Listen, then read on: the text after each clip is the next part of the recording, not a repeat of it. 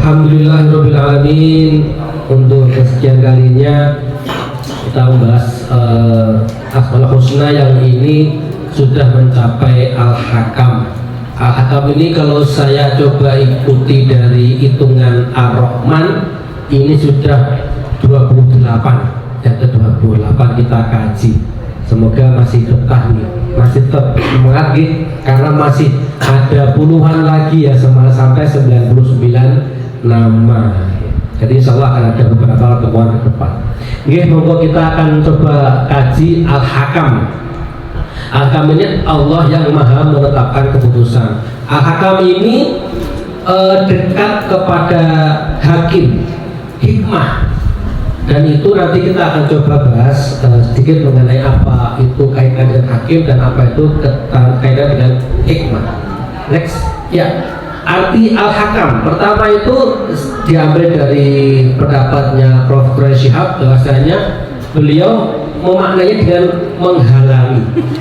Hakam itu menghalangi, hakim itu menghalangi supaya apa? Tidak terjadi penganiayaan yang lebih lanjut. Ya, ketika hakim menetapkan kamu bersalah, artinya ada keinginan untuk tidak lagi orang yang bersalah tadi melakukan kegiatan yang merugikan. Nah, artinya hakim menghalangi penganiayaan atau kerusakan yang lebih lanjut. Nah, dan juga bisa diartikan sebagai hikmah, dan apabila itu dilakukan akan bisa menghalangi kerusakan yang akan muncul. Di sini sudah dua arti, pertama artinya menghalangi, dan kedua hikmah, yaitu ketika belum terjadi itu hikmah itu muncul, maka bisa menghalangi suatu kerusakan yang muncul. Next. Nah, Allah menetapkan ketentuan itu berlaku di dunia ini. Semua hukum itu, baik hukum yang ditemukan oleh para saintis, para ilmuwan, baik hukum yang belum ditemukan formulanya, kayak seperti yang namanya air itu pasti turun ke bawah, yang namanya air itu bisa menggenangi, yang namanya hukum gravitasi itu pasti jatuh ke bawah. Nah, itu ada yang hukum yang mungkin belum ditentukan oleh manusia, itu Allah sudah tetapkan ketentuannya. Nah, kemudian semua hal yang Allah tetapkan itu adalah baik. Meskipun manusia kita ini sebagai makhluk yang melihatnya mungkin sebaliknya. Artinya apa? Allah itu membuat suatu keputusan atau menetapkan suatu hal itu sudah pasti baik, ya. Mungkin kita yang melihatnya tidak sesuai dengan penglihatan atau pemikiran Allah. Jadi gini, contohnya seperti ini. Allah membuat kita jatuh dulu untuk apa? Untuk diberikannya suatu hal kebaikan yang muncul setelah itu. Tapi kita belum nyampe ke sana. Taunya jatuh, sakit.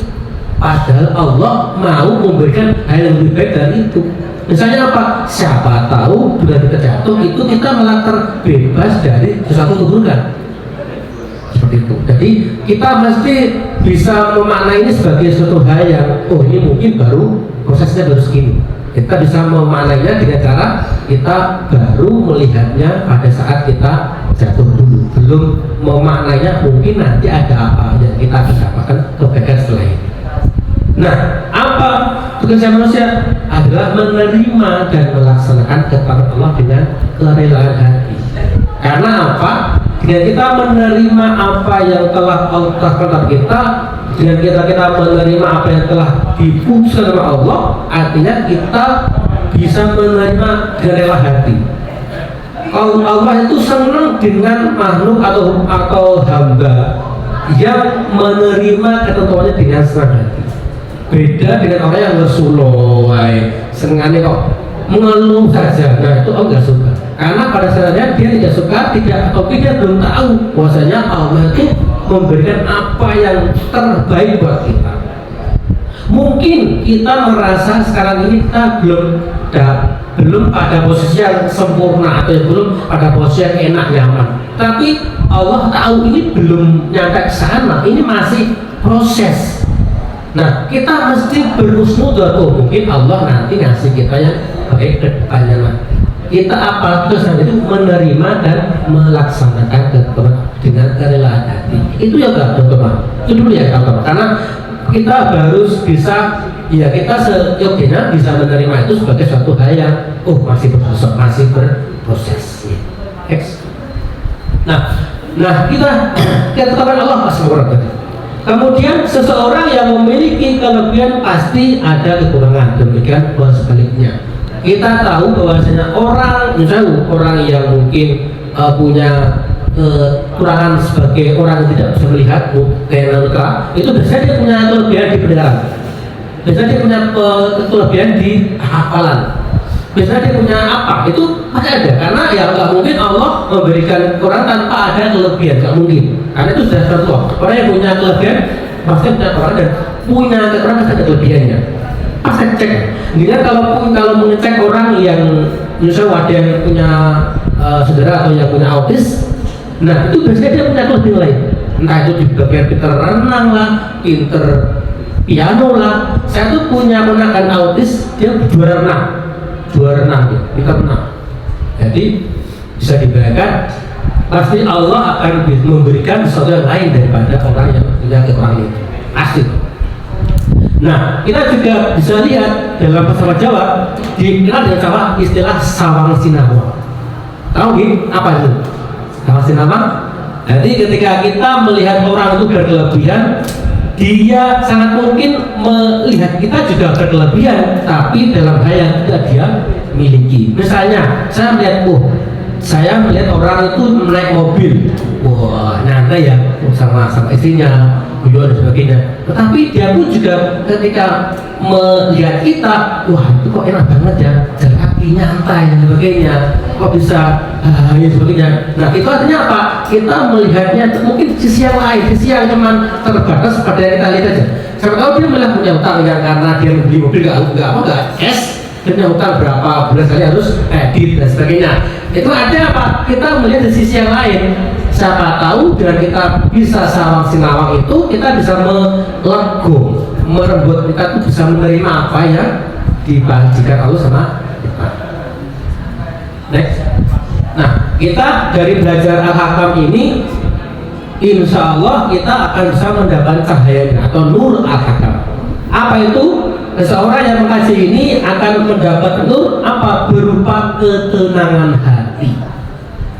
Jadi kita ini belajar ini karena ada Al-Hakam ini, kita insya Allah akan mendapat cahaya dari ketenangan hati. Dari apa? Dari apa yang Allah berikan pada kita terkait dengan takdir yang kita mesti terima, terkait dengan hal yang kita ditetapkan ketentuannya. Karena kita bisa menerima, kita bisa tenang hatinya.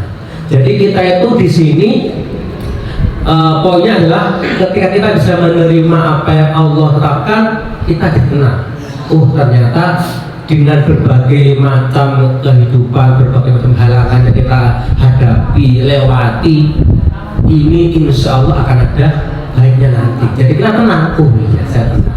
Bismillah. Karena dari itu kita akan merasa, saya akan bisa melewati semua ini karena Allah pasti memberikan yang terbaik buat umatnya, buat hambanya.